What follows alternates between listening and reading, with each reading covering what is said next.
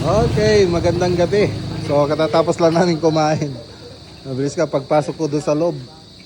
Paglabas ko, wala na agad yung inubos lahat nila. Pati yung plato. Ang bilis. So, nag-deliver po tayo ng dito, ng modular kitchen cabinet.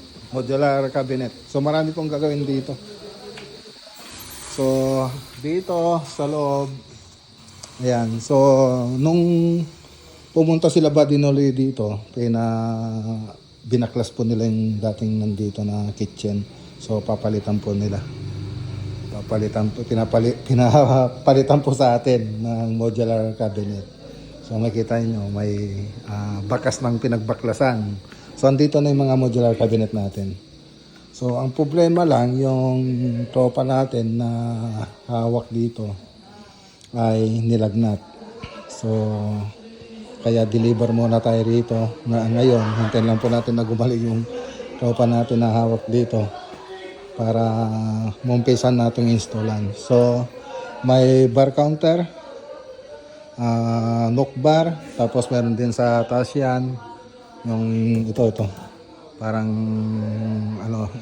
lagay ng drop light, ganun. Tapos dito modular kitchen cabinet, so rep, tapos DIY na pantry natin, tapos counter, tapos yung hanging cabinet. Yan po yung gagawin natin dito. Tapos dito naman, so vanity para sa living room.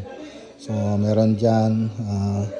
So hintayin nyo na lang kasi hindi ko na yung drawing neto. So sinend lang yung picture. So yun po yung gagawin natin dito. So may mirror po dyan.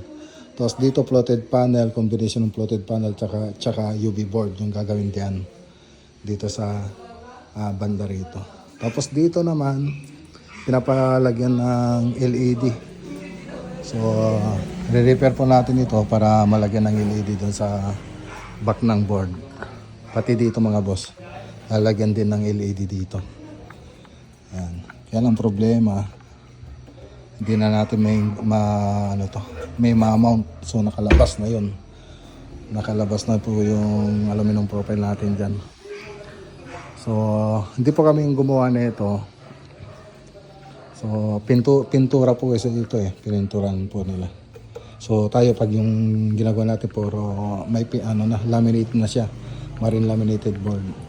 Yung po yung mga gamit natin, PVC foam board, marine laminated board.